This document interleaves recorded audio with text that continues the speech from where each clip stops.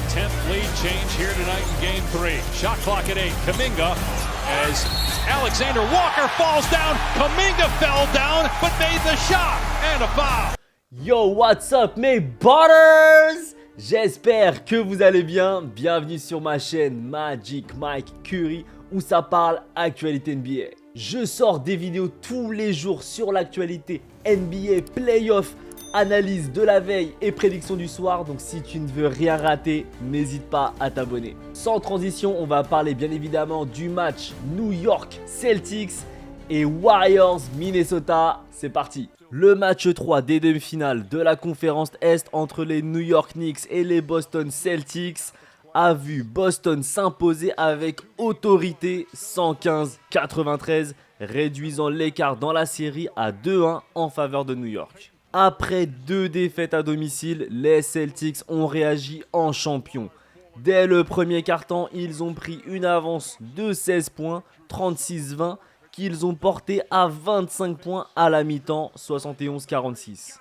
Cette performance a été soutenue par une adresse exceptionnelle à 3 points avec 20 tirs réussis sur 40 tentatives, contrastant avec les 5 sur 25 des Knicks. On peut noter bien évidemment une performance de Peyton Pritchard. D'ailleurs, je vous la glisse comme ça, mais j'ai fait une vidéo sur son histoire, donc n'hésitez pas à la regarder. Je vous mets le petit lien tout en haut. Mais en tout cas, Peyton Pritchard, sorti du banc, a inscrit 23 points avec une efficacité remarquable. 8 sur 16 au tir, dont 5 sur 10 à 3 points, apportant une énergie décisive. Côté Knicks, Jalen Brunson a été le seul à se distinguer avec 27 points, mais ses efforts n'ont pas suffi face à la supériorité collective des Celtics. Les Knicks ont été dépassés dans tous les aspects du jeu. Leur défense, habituellement solide, a cédé face à l'adresse extérieure des Celtics. Ça y est, les Celtics se sont repris enfin. Ils ont terminé un match debout, tabou.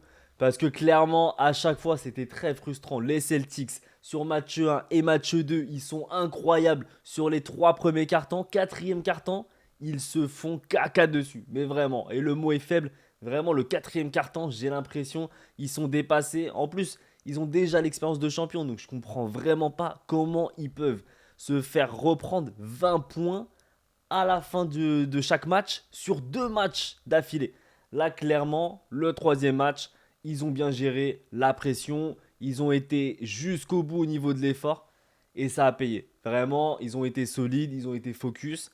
Et les Knicks, ils n'ont rien pu faire, même si à un moment, on a vu, il y a eu 2-3 points qui sont échelonnés, de suite, tu te dis, ah, les Knicks peuvent refaire peut-être, que sais-je, l'exploit, le triple exploit. Mais non, vraiment, à un moment, je pense que même si les Knicks, ils sont très forts, et franchement, match 2, match 3, félicitations à eux parce qu'il fallait avoir les nerfs solides.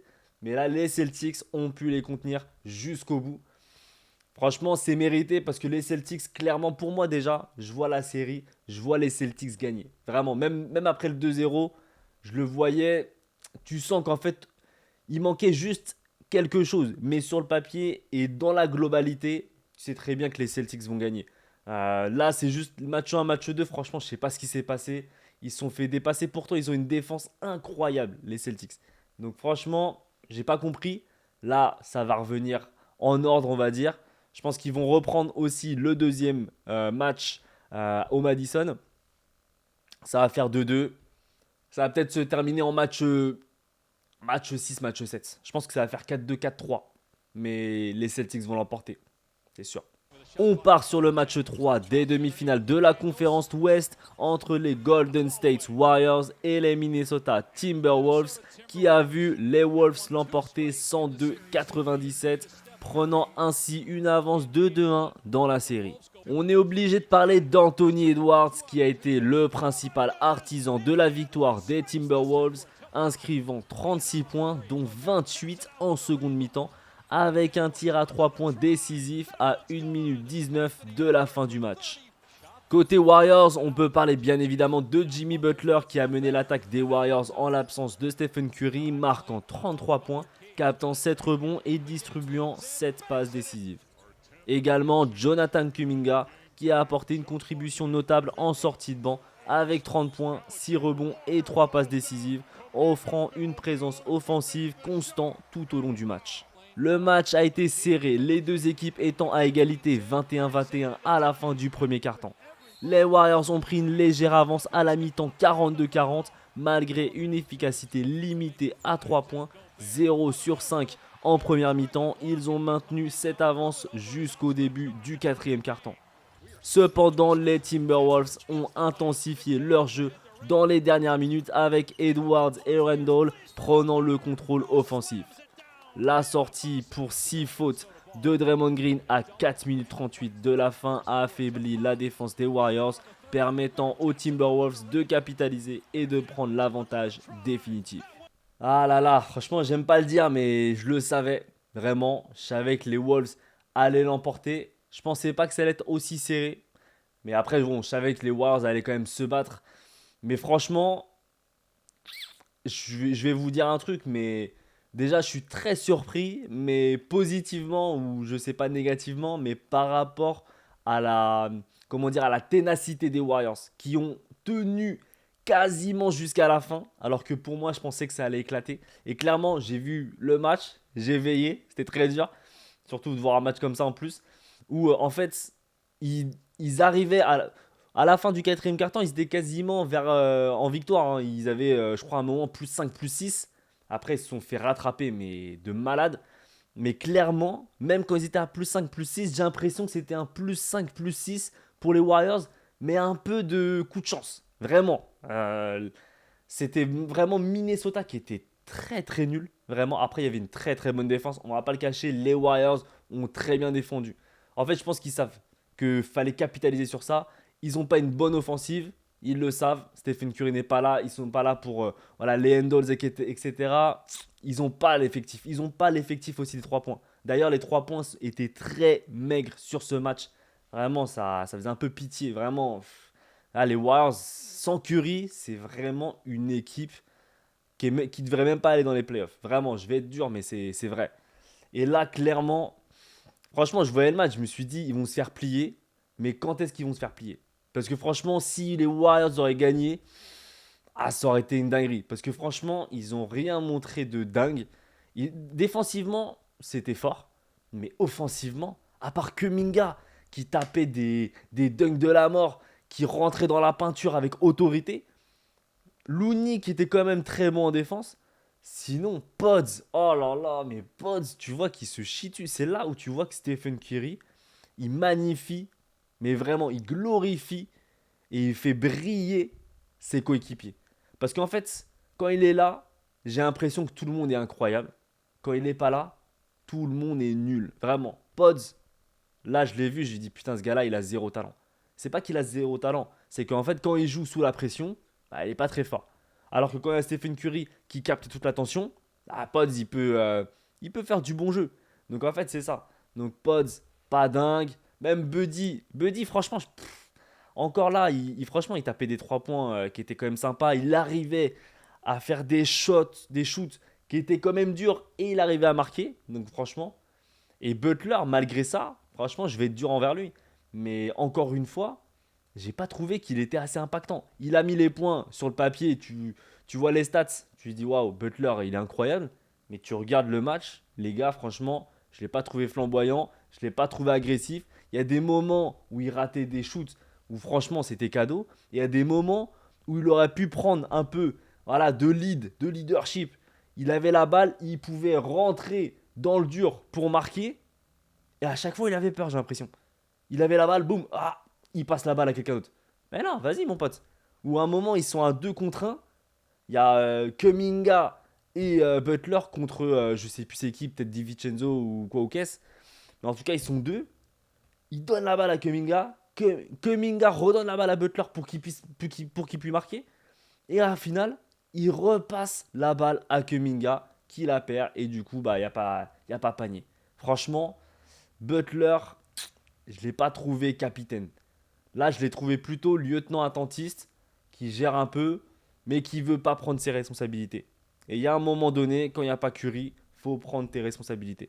Donc franchement, je suis un peu mitigé. Vraiment, pour moi, ils ne m'ont pas fait rêver les Warriors. Et pour moi, je vois aucune, mais vraiment, je vois aucune lueur de victoire, que ce soit sur la prochaine ou même l'autre après. Clairement, vraiment. En fait, le seul moment où je peux me dire les Warriors peuvent l'emporter, c'est si Minnesota est vraiment très nul. Donc voilà, ça va être très compliqué pour les prochains matchs.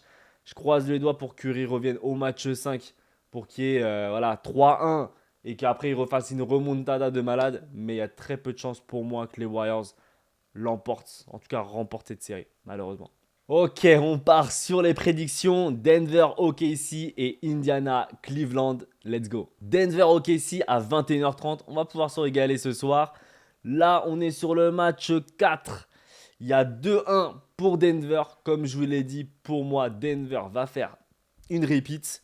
Ils vont l'emporter sur ce match à la maison. C'est implacable, les gars. Moi, je vous le dis, ça va être un match. Ça va être une série en game 7 déjà. Et pour moi, Denver va l'emporter. Donc pour moi, il y aura un 2-2. Il y aura un 2-2.